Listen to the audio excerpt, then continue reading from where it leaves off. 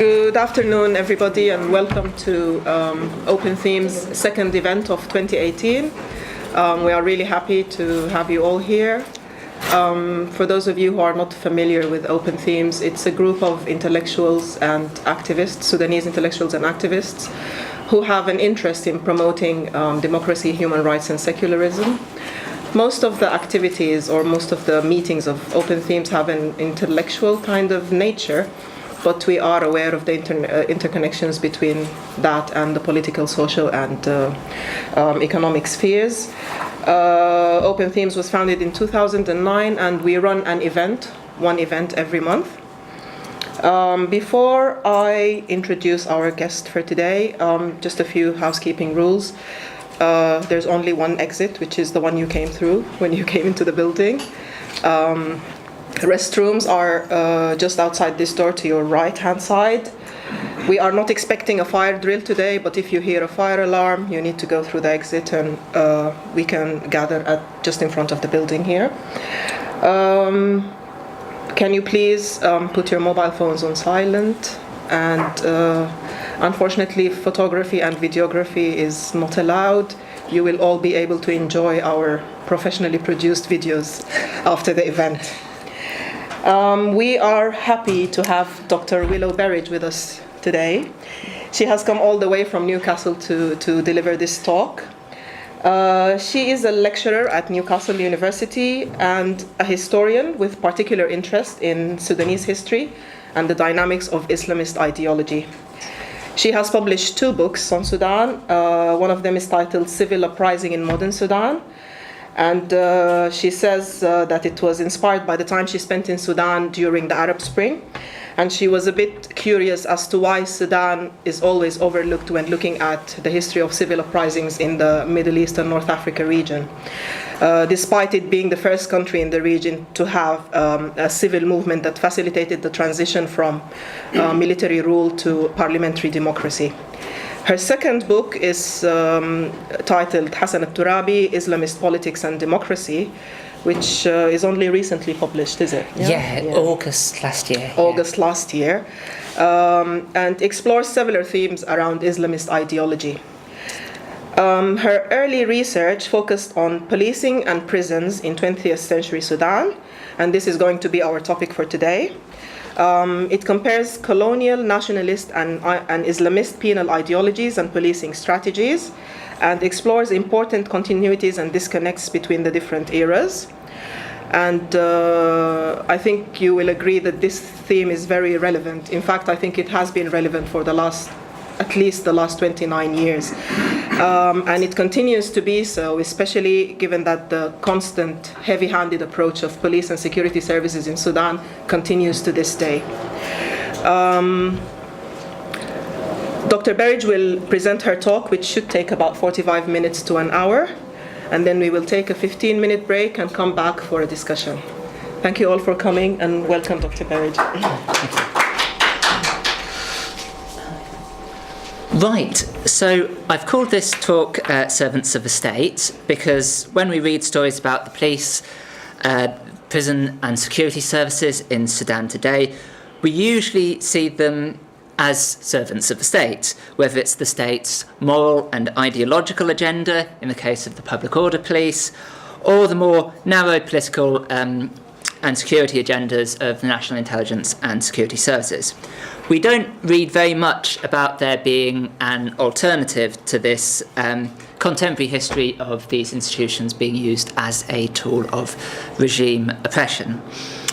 Though we mustn't forget, for instance, that the current regime, the Al-Ingar's Salvation regime of Umar al-Bashir, that's still in power today, when it first came into power in 1989, launched a massive purge of the professional police cadres in Sudan. So what I'm going to look at in this paper today is, I'm going to explore the long-term efforts of 20th century Sudanese police and prison officials to form a service that was independent, professional, and adhered to standards of civil policing that put the interests of the public and not the interests of the government first. But I'm also going to look at the long-term factors behind the failure of this vision to materialise. First of all, the vested interests of the British colonial state and the Sudanese post-colonial state, the often analysed gap between the centres and peripheries of both the colonial and the post-colonial state, which was exacerbated by the policies of those same states, and the various claims of both British colonial administrators and, in a later era, Islamist ideologues that Sudan's cultural otherness, as these various people and these various ideologues defined that, justified the establishment of parallel police services, a parallel justice system that would serve as an alternative to the professional police and prison system. So beginning in the condominium period, with the beginning of the Anglo-Egyptian condominium, the police force in Sudan was initially a force that emerged as an extension of the Egyptian army, the army that played the greatest role in the Anglo-Egyptian reconquest of Sudan in 1898. It soon came to be placed under the control of provincial governors in Sudan, who were members of the Sudan Political Service, the main British administrative cadre in Sudan, and from that point onwards, the police was more or less subject to the whims of the colonial administration in Sudan. There were some beginnings of a professional police service in Sudan. The most notable factors were the appointment of the first professional commandants, British commandants, in 1925, and the emergence of a police school in the same year, in 1925. This happened on a very restricted level at first. The first professional commandants, obviously they were British at first, and they were appointed in the main urban centres, Khartoum, Port Sudan being the obvious places. And the Sudanese officers recruited and trained at the police school came from the central riverine areas of Sudan, predominantly, like the majority of the people who, on the unbalanced colonial developmental model, were being recruited into the regular education system. So the Sudanese police force in the 1920s quite quickly got sucked into the politics of colonial indirect rule, or divide and rule is another way of describing it.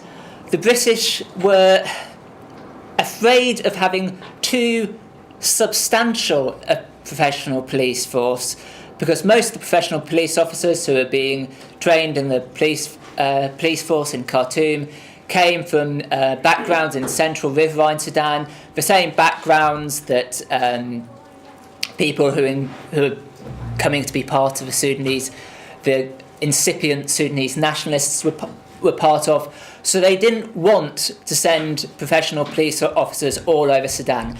1920s and 1930s, it was really very much the heyday of indirect rule, where the ideology and practice of the colonial administration was based on limiting the development of professional specialist services, limiting the expansion of the bureaucracy. Sudanese bureaucrats trained at Gordon Memorial College, the main colonial school, and fostering a divide in effect between these central riverine areas of Sudan and Sudan's peripheries, whether that's the eastern periphery, the western periphery, or the southern periphery, which of course, as we know, has now seceded and become South Sudan.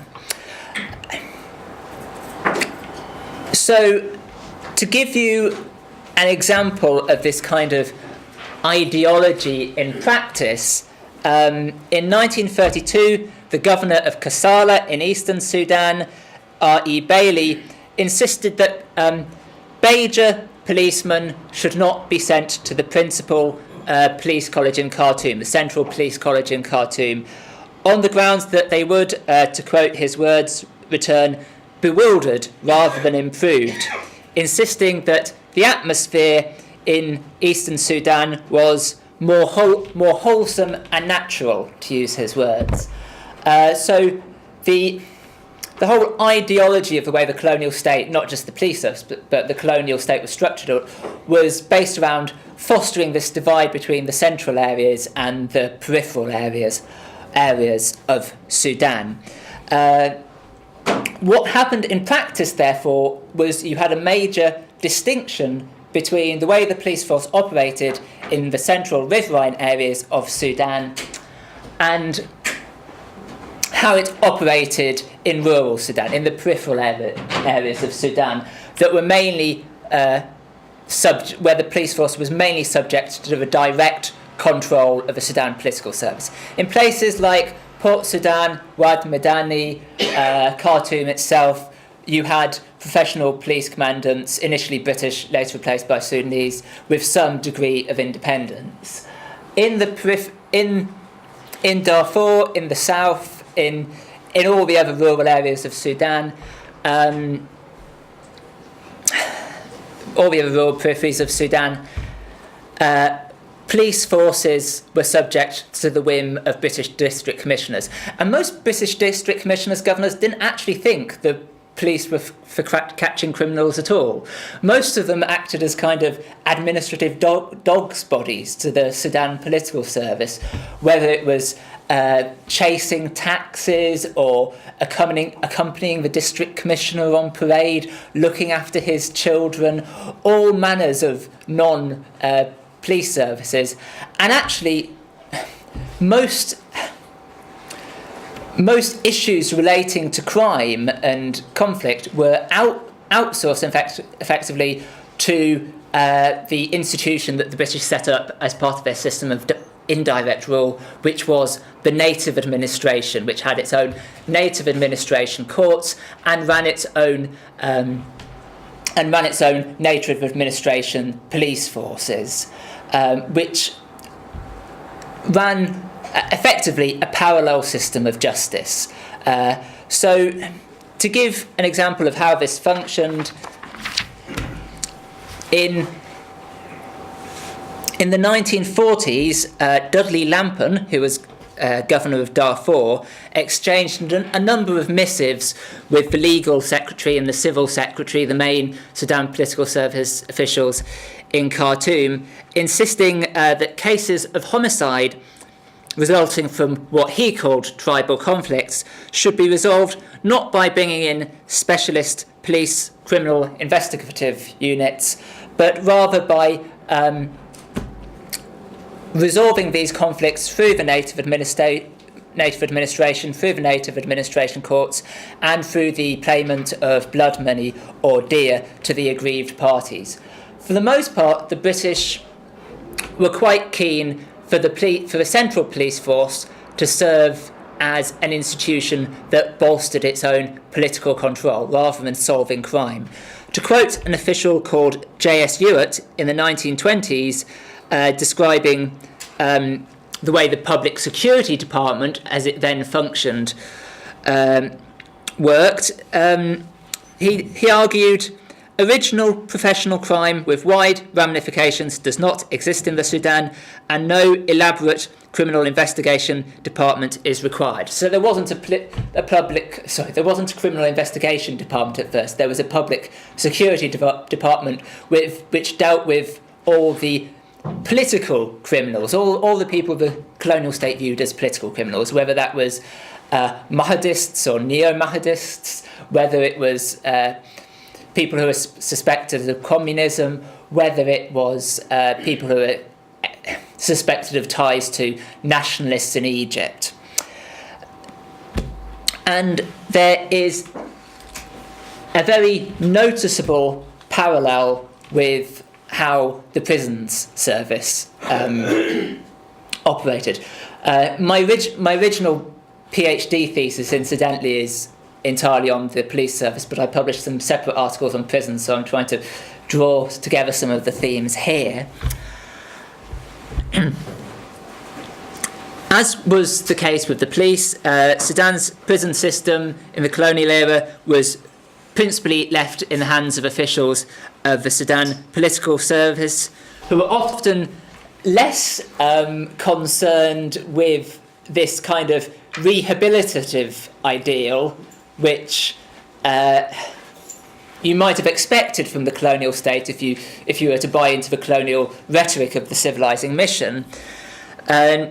And they were more concerned about how the prison system might facilitate or might actually harm the political agenda of the Sudan Political Service and the colonial state. Again, I'm just going to reiterate some core themes about colonial state practice and colonial state ideology in Sudan. The Sudan Political Service, the principal administrative cadre of the colonial state, was perennially afraid of nationalism. One of the principal nationalists, some people use the term proto-nationalist, read Elena Vezardini's work if you want to debate about that. But one of the principal nationalist movements in Sudan was the 1924 White Flag movement led by this man, Ali Abu Dharr Latif. Ali Abu Dharr Latif was a man who had origins both in the Nuba Mountains and in the southern region of Sudan, but converted to Islam. And the British were particularly afraid of people like Ali Abu Dharr Latif because the colonial state's main strategy for preventing nationalism in Sudan was to keep the northern riverine centre and the southern periphery of Sudan apart. And I'll get on to why this is relevant to prisons in a second, but Ali Abu Dharr Latif was actually involved in a major prison riot in Khartoum in 1924 during the main period of nationalist agitation in 1924. So the British were essentially afraid of how prisons might operate, because prisons, ironically, serve a very similar purpose to schools in the colonial state.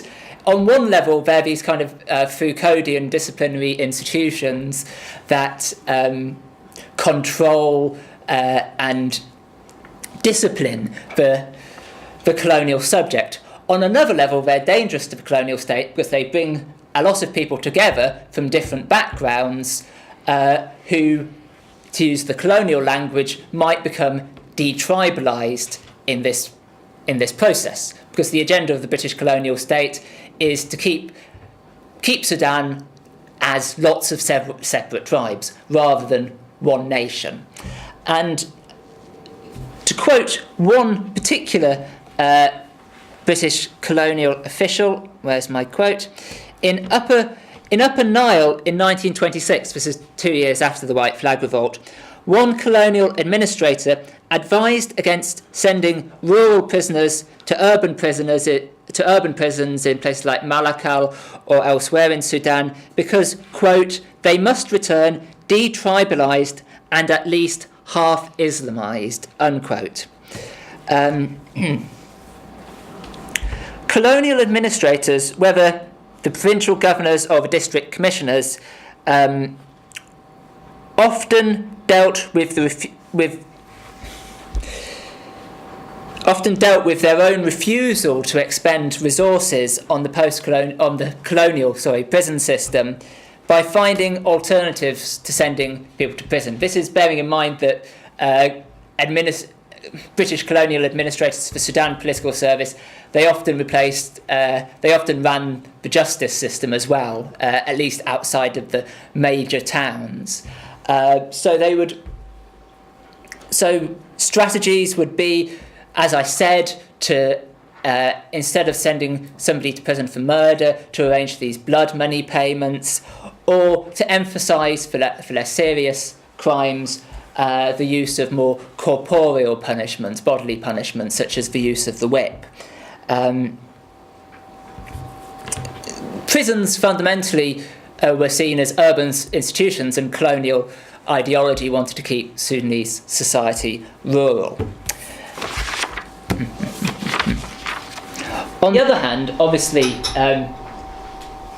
the colonial state did establish prisons, and where the colonial state did put people in prison, very often you find, again, prisoners often serve the same purpose as policemen, in that they end up kind of becoming these kind of dog's bodies for the Sudan political service, serving the ends and needs of the Sudan political service. Prison labour often functioned as a source of cheap labour for the colonial state and its public works department, providing sanitation and water supply instead of wage labour being used to provide those services. Indeed, having prisoners act as your servants was regarded by some district commissioners as being one of the perks of the service. To quote the memoirs of one provincial administrator serving in Rashad in Kordofan, and this is his quote, "A cheerful cattle thief washes my clothes, and a very trustworthy murderer sleeps in the club premises at night to guard against theft." He even adds, describing his perspective on how this system works, "Feudalism is not dead," and it shows how the prison service was, and prisoners were effectively getting incorporated into this the ideology of these colonial officials who believed they could recreate a feudal ideology in Sudan they believed was disappearing in Britain. What happens after the war is that Britain tries to promote a more developmentalist agenda in its colonies, usually in an attempt to boost its relationship with the growing nationalist movement, which is also demanding that money be spent on reforming the central legal institutions. And as a result, there is a growth in these more specialist institutions. I mean, not just the legal institutions, but elsewhere. But we see the expansion of the legal department.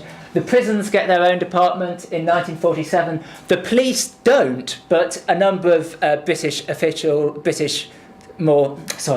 a number of more professional British police officers are brought in from London and start pushing for the establishment of a police department, and there's a degree of administrative conflict between them and the Sudan political service. What happens is that both the Sudanese police officers and the Sudanese nationalist movement also becomes very invested in the campaign for an independent police force. To quote a Sudanese nationalist writer in the newspaper Al-Rai Alam from 1948, he observes that we consider that the occupation of the CID, there was a CID established in Criminal Investigation Department established in Sudan by this point, although it was very often being used to catch political criminals. We consider that the occupation of a CID with political business makes them miss many opportunities to uncover the traces of crimes and theft. So the nationalists were pushing for a more specialist independent police force. The Sudanese officers, the Sudanese police officers themselves who were coming through the police school, influenced by Sudan's growing trade union movement at the time, were also pushing for not just for the Sudanization of the police force, replacing British officers with Sudanese ones, but pushing for the much greater professionalisation of the police force in Sudan.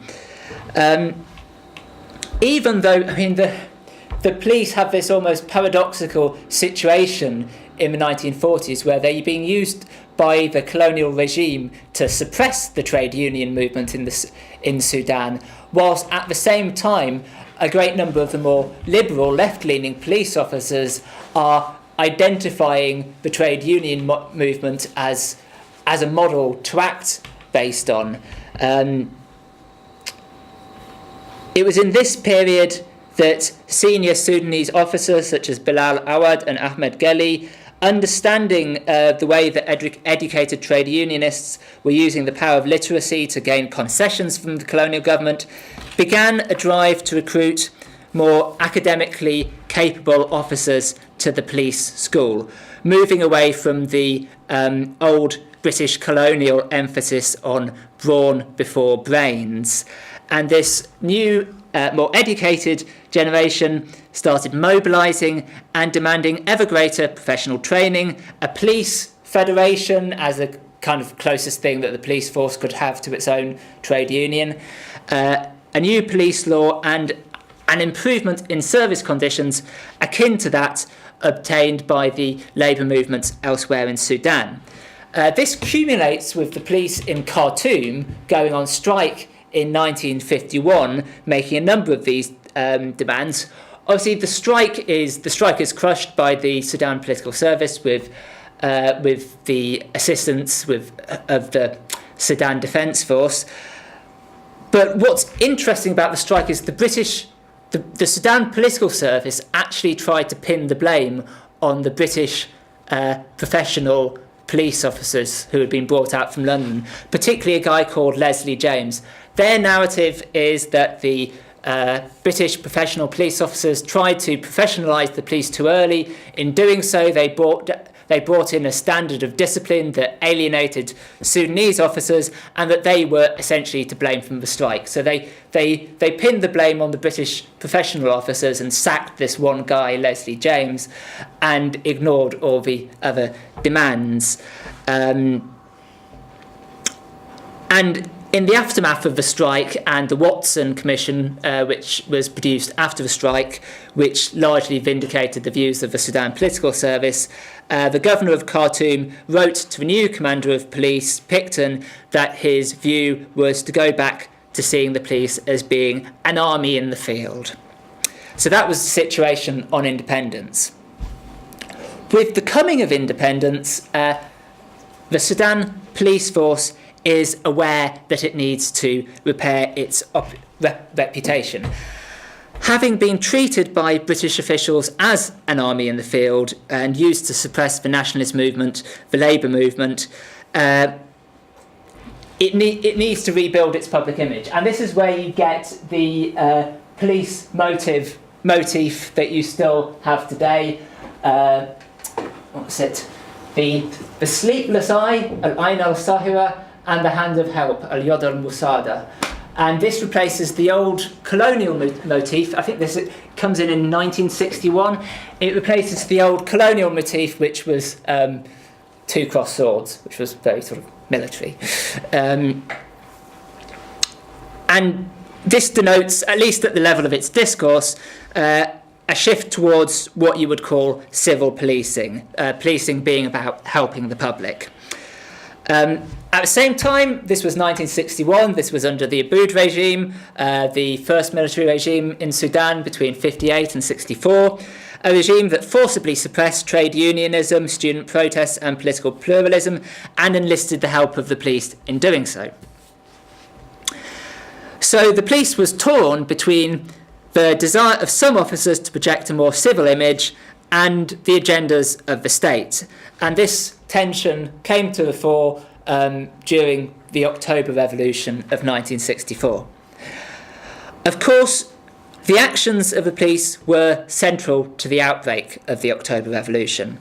It was the Khartoum Police Force which led a raid on a university seminar and famously shot dead a student, Ahmed al-Qureshi, and the popular outrage at the killing of that student, Ahmed al-Qureshi, triggered the outbreak of the revolution that led to the downfall of the Abu Dharr regime and the next parliamentary regime, the second parliamentary regime, coming in. So, at the same time, even in that moment, the October Revolution, the police were not simply a tool in the hands of the regime, and the unfolding of the October Revolution actually showed that. The 1960s represented a peak in judicial independence in Sudan and the ability of the judiciary to exercise authority over the police. And one thing that happened after the university incident, as it was called, on the 21st of October 1964, when Ahmed al-Quraishi was shot and killed, was that Sudan's judges and lawyers issued a public memorandum declaring the shooting of Ahmed Quraishi an intentional homicide. And after that, members of the police service became very worried that if they shot any more demonstrators, they were going to end up getting tried. And what happened on the 24th of October was that Sudan's professionals, the people who went on to form the Professional Front, which was one of the major players in the October Revolution, led a demonstration involving the doctors' unions, the lawyers, the judges, the university professors, which was met by a police officer called Al-Quraishi Faris. Al-Quraishi Faris commands the demonstration to disperse, and then he realises it's led by a Sudanese justice, Abdul Majid Imam, who says that the police themselves must disperse, and because of his respect for the authority of the judiciary, that's what he does, and he goes away and the demonstration continues, and the October Revolution succeeds, at least to the extent of forcing Abu Dharr out of power. And it's for this reason that later authoritarian regimes in Sudan have become so wary of the police as a professional institution and attempted to establish their own parallel forces to control political dissent. I mean, Nimeri's state security organisation, as it was called, is the classic example of this. Beginning in the late 1970s, Nimeri started to shift resources away from the professional police officers towards his own security cadets in the state security organisation, the organisation which came to be widely hated in Sudan for its various abuses in the years leading up to the Intifada of 1985. 1979, he provoked mass resignations among police officers by downgrading the police pay scale, putting them one pay scale below the army, dissolving the Ministry of Interior, which was headed by a policeman at the time, Abdul Wahab Ibrahim, and putting policemen under the control of regional governors, very much like the old colonial system, as part of his nominal decentralisation measures. So unsurprisingly, when the people rose again during the Intifada of April 1985,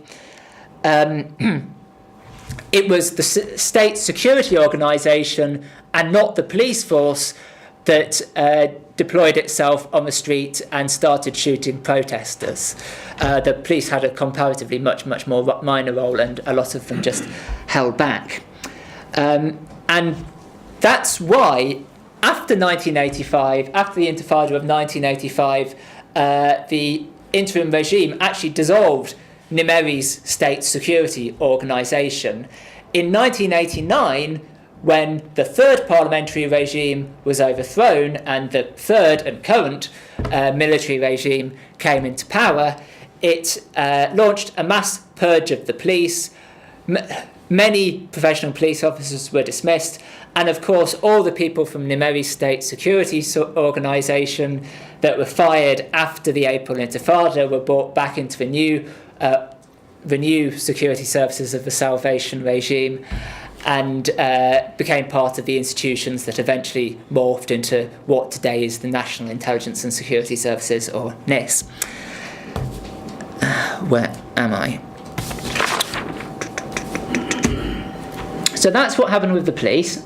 So as far as prisons are concerned, you have a similar pattern where the early nationalists actually take the prison system a lot more seriously than the colonisers did. In the early nationalist period, you see an expansion of juvenile reformatories, the probation system in Sudan, the prison system as a whole, and prisons in Sudan start getting treated by the early nationalists as symbols of modernity, symbols of progress.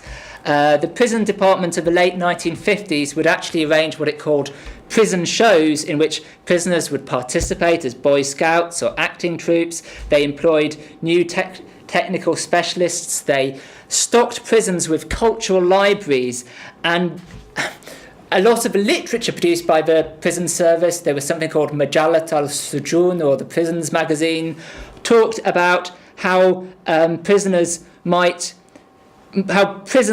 bring prisoners out of the shackles of ignorance. That was the term that was used. Again, you have this kind of civilizational humanitarian ethos on display that was kind of preached by the colonizers, but only practiced to a limited extent. But it really projects itself in these prison shows that the prison department organised in the early post-colonial era. So that's kind of how everything functions in the 1950s, 1960s, 1970s. What happens after that is that you have two factors. You have the increasing ruthlessness of the Nimeri regime and how it's determined to use the prison system, and the rise of Islamism. Nimeri's attitude towards prisons is best exemplified by the fact that a juvenile reformatory in Shala in Darfur gets transformed into a centre for holding political prisoners under Nimeri's May regime, and that's still that place still has a bad reputation in Darfur up to the present. At the same time, Nimeri, as you know, Nimeri is forging his relationship with Sudan's Islamists. He has his reconciliation with the Islamists and a number of other religiously orientated political groups. In 1977, brings the Islamists into the regime, and in the view of the Islamic movement, prisons are at least the way that the post-colonial prison service has been treating prisons, it's been treating them as vehicles of cultural westernization. And thus, prison policy, Nimeri's relationship with Sudan's Islamists, and of course Hassan al-Turabi, who was Nimeri's Attorney General right up until he sacked him before declaring the Islamization of the legal system in 1983, is most famous for the September Laws of 1983 and Nimeri's introduction of the hudud penalties, and this period in between 1983 and 1985 where about 100 people in Sudan had their hands amputated for theft. And this has often been analysed with reference to Islamism and Sharia. This has been about the rise of Islamism. It's been about the return of Sharia in the rhetoric of the Islamists. On another level, this wasn't about a form of religious ideology or a form of religious justice. Actually, we can understand it as part of this shift away from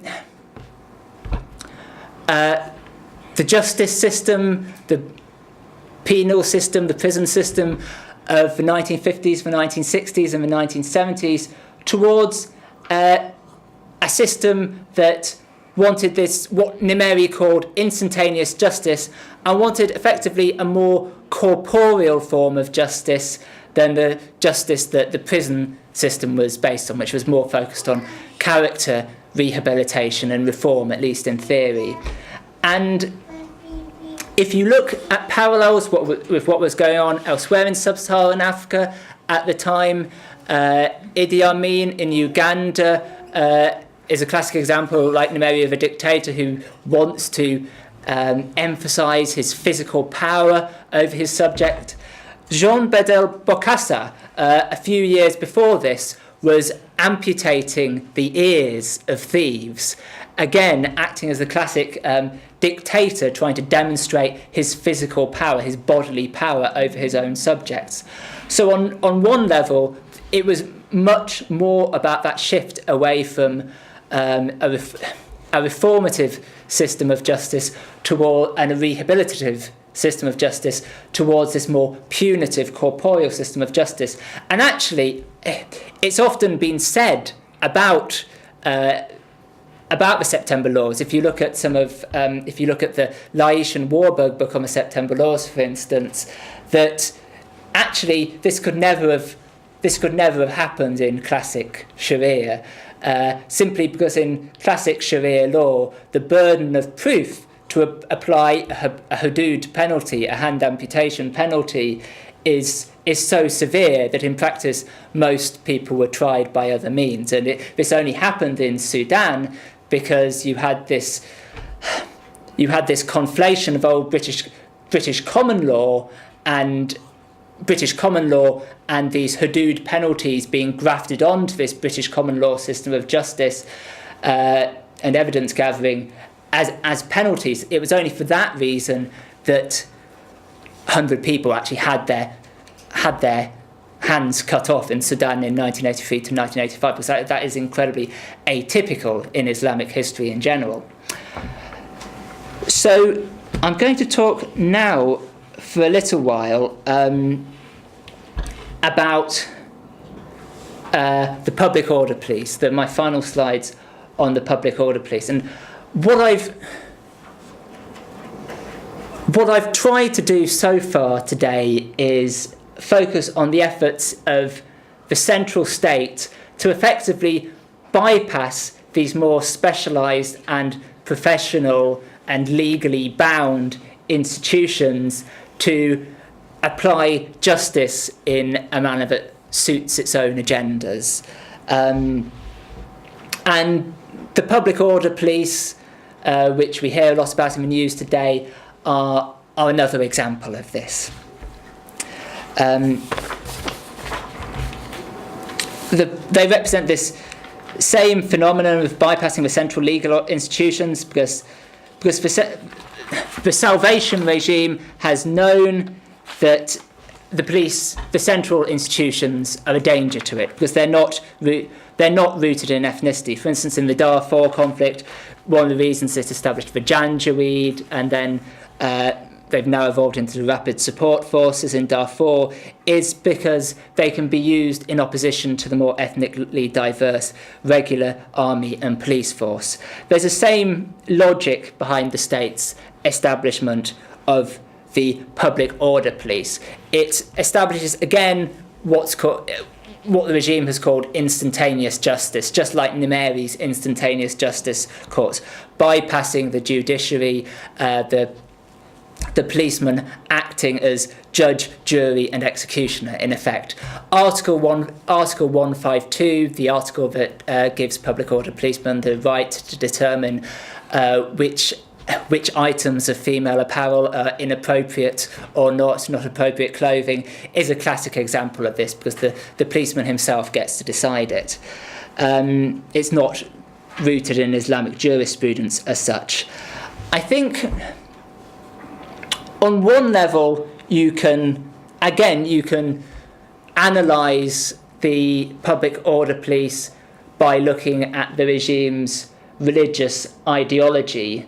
One of the reasons that the public order police are still a massive factor in Sudan today, when the regime has moved away from some of its more ambitious ideological projects, certainly overseas, is because of this shift from Islamism to what a scholar called Olivier Roy called neo-fundamentalism. His argument was that essentially in the 1980s and 1990s, Islamism as a revolutionary ideology kind of toned down. There were a number of factors here. One was the collapse of the Soviet Union and the growing weakness of communist parties, which meant that Islamists stopped their practice of borrowing the tactics and rhetoric of Sudanese Marxists. Another factor was the growing regional influence of Saudi Arabia, which disseminated its own more morally and theologically orientated religious ideology. And I mean, the public order police in Sudan are a fascinating example of neo-fundamentalism and state power, in effect, because Roy's argument is that Islamists have shifted away from trying to bring about revolutionary social change and have focused more at promoting religious moral change at the grassroots. But what's interesting about his argument is he doesn't talk about Sudan, and most of his case studies are focused on countries where Islamism isn't actually in power. What's interesting about Sudan is that you have a shift from a state that maintains, at least in the period where Tarabi, as the kind of revolutionary Islamist par excellence, was in power, a very ambitious revolutionary ideology, to a state that's more narrowly concerned with the morality and the behaviour of its own subjects. And the expansion of the public order police, even since the 1990s, is very strong evidence of that. So you can analyse it certainly with reference to shifts in the regime's religious ideology.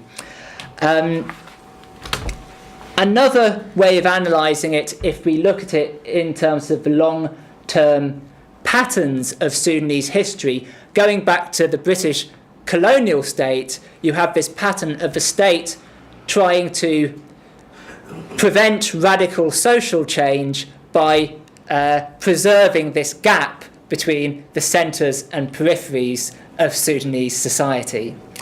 And in the context of how the public order police does that, I'm going to talk about some statements made by a member of the Society Police, which is another version of the public order police, the Shurta Amn al-Mujtama, the security of society police that has emerged in the 2000s. These statements, a member of the Society Police declared at the Centre for Women's Studies in Khartoum in 2002, as discussed by Haider Ibrahim Ali in his book, The Fall of the Civilizational Project.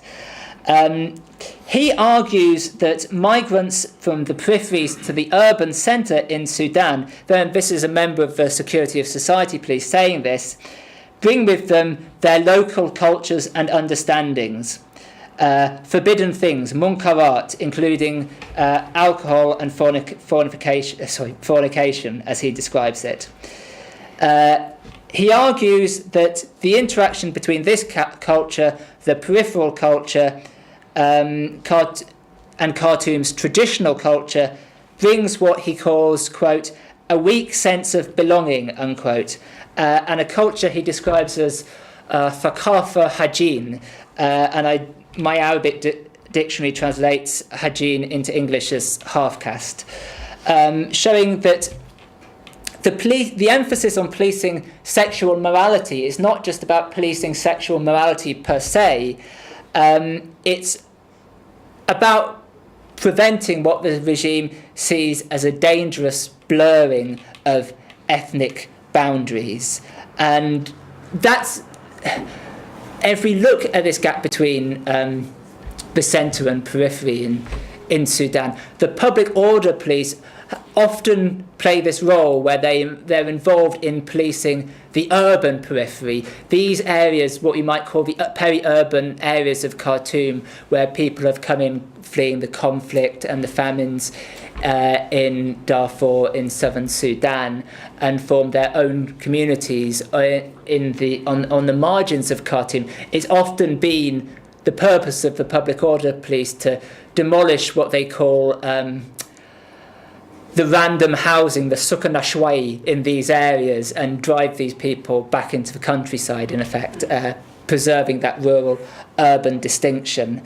And again, I'll just focus emphasising this is very much an institution that's parallel to the regular police. When the popular and public order police were first created, they were placed under the control of popular committees linked to the regime, which bypassed the regular police. Usually the training and funding for them came from Salafi-orientated NGOs, which were part of the Islamic movement's project in the 1990s. To some extent, since the fall of Tarabi in 1999, they've been reincorporated into the regular police on one level, into police-led councils at both the national and local level, although their involvement in campaigns, both against alcohol brewers and the tea ladies in Khartoum, still in effect seem to be driven by the popular committees. And again, I'm just going to flag up the central theme I've tried to emphasise for this talk, which is about the central state trying to move away from this historic trend of the professionalisation of the prison police services in Sudan to create parallel institutions that allow it to serve its own agendas, and that's where all these stories about police suppression, police brutality, appalling prison conditions that you see in Sudan today come from. Yeah, and that's my talk. Thank you so much. I believe you managed to give an excellent overview of a very lengthy and complicated topic, and I have jotted down lots of questions, and I believe most of the audience would be aching to either ask questions or maybe tell examples, because I think it would be safe to assume that most of the audience would have had an encounter with either NIS or the public order police, if not any other form of security service in Sudan. Perhaps some would like to challenge or support some of the points you made. Anyway, we will take a 15-minute break. Thank you very much for a lovely talk, and we'll come back for the discussion. Thank you.